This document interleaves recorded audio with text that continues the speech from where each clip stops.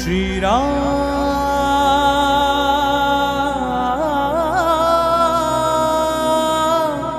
Jai Shri Ram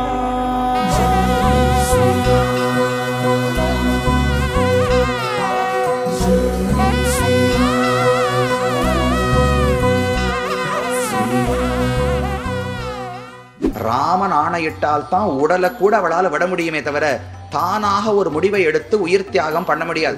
சுக்ரீவனும் ராமனும் தோழர்களானார்கள். நான் அவர்களுடைய தூதன். மனசால ராமனை நினைவுபடுத்தி கொண்டார். ரெண்டு பேரையும் பொருத்தி வச்சு சீதாராமர்களை இப்பதான் முதல் முறை ஹனுமான் சேவிக்கிறார். சீல பகவானுடைய முழுமையான பெருமை புரியணும்னால் பிராட்டியோடு சேர்ந்த பகவானை நாம் புரிந்து கொள்ள வேண்டும். ஹனுமான் வேணும்னு தான் ராமன் பேர்ல பழி போடுறார், சீதை பேர்ல பழி போடல. ஏனென்றால் தாரயதி ஆத்மனோ தேகம்னு ஸ்லோகம் இருக்கோ இல்லையோ, தன்னுடைய உடலை இன்னும் தரித்து கொண்டிருக்கிறாரே, உயிரை விடவில்லையேன்னு ஹனுமான் கேட்கிறார். அந்த தன்னுடைய உடல்ங்கிறது ரொம்ப முக்கியமா. சீதை உயிரை விட முடியாது. ஏன்னா அவளை பொறுத்தவரை தன்னுடைய பிராணனும் தன்னுடையதல்ல. ராமன் ஆணையிட்டால் தான் உடலை கூட அவளால் விட முடியுமே தவிர தானாக ஒரு முடிவை எடுத்து உயிர் தியாகம் பண்ண முடியாது. ஆனா ராமனுக்கு அப்படி இல்லையே. அவர் சுதந்திரம் தானே, வேணும்னா தானே முடிவெடுத்து உயிரை விடலாம். அப்ப அவர் விடாதுதான் தப்பு, சீதை விடாதது தப்பு சொல்ல முடியாது.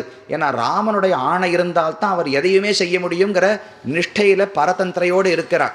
ஆனால் ராமன் தாராளமா உயிரை விட்டிருக்கலாமே. அப்ப ராமன் செய்ததுதான் தவறுன்னு ஹனுமானுக்கு தோன்றியதாம்.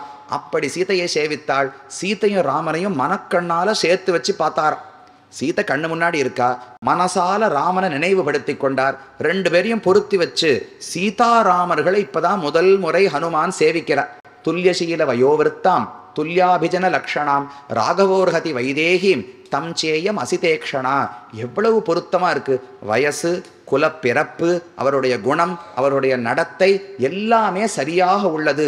ராமனுக்கு சீதைதான் தகுந்தவள், சீதைக்கு ராமன்தான் தகுந்தவன் என்று மனசால தானும் நினைத்து கொண்டார்.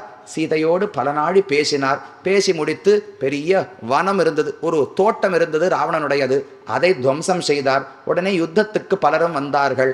அந்த மந்திரிகளை கொன்று, மந்திரி குமாரர்களை கொன்று, ராட்சசர்கள் காவலாளிகளை கொன்று, அக்ஷகுமாரன் ராவணனுக்கு ஒரு மகன், அவனையும் கொன்றார். கடைசியில இந்திரஜித்து கையால கட்டுப்பட்டுவது போல் நடித்து நேர ராவணனுடைய சபைக்கு போனார்.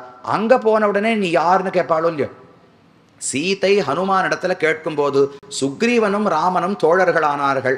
நான் அவர்களுடைய தூதன் என்று ஹனுமானுடைய வார்த்தை. இதை ஞாபகம் வச்சுக்கணும்.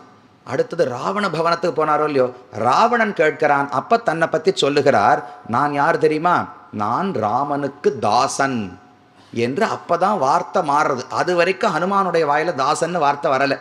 சீதையை சேவித்த பிறகுதான் சீதாராமர்களுடைய பெருமையை தெரிந்து கொண்டார். அப்பதான் மறுபடியும் தாசன்னு உணர்ந்து கொள்ளுகிறார். இந்த ஜீவாத்மாவும் வளர்ந்துட்டே போறாரோ இல்லையோ, பிராட்டி முதல்ல ஒரு கட்டாட்சம் செய்கிறாள்னு பார்த்தோம். அதோடு நிற்பது கிடையாது. கடைசியில பகவானுடைய முழுமையான பெருமை புரியணும்னால் பிராட்டியோடு சேர்ந்த பகவானை நாம் புரிந்து கொள்ள வேண்டும். அந்த சேர்க்கை மிதுனத்தை தெரிந்து கொண்டால்தான் இவர்தான் பரதெய்வம், அவரிடத்துலதான் சரணாகதி பண்ணணும்னு தெரியும். நம்மாழ்வார் திருவேங்கடமுடையான் இடத்துல சரணாகதி பண்ணார். சொல்லும் போதே அகலகில்லே நிறையுமென்ன அலர்மேல் மங்க உரமார்பா. யார்கிட்ட சரணாகதி பண்ணணும்னு எப்படி முடிவெடுப்பது?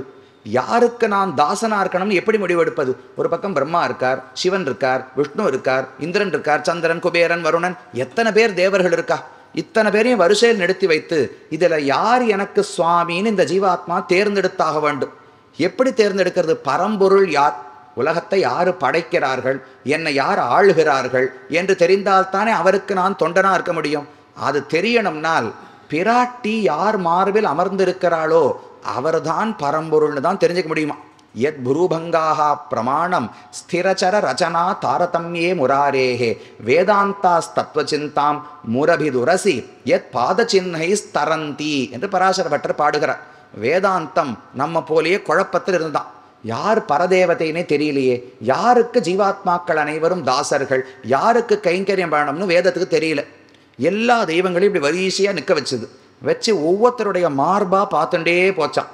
எந்த வியக்தியினுடைய மார்பில் பிராட்டியினுடைய கால் தடம் பதிஞ்சிருக்குன்னு பார்த்துட்டே போச்சான்.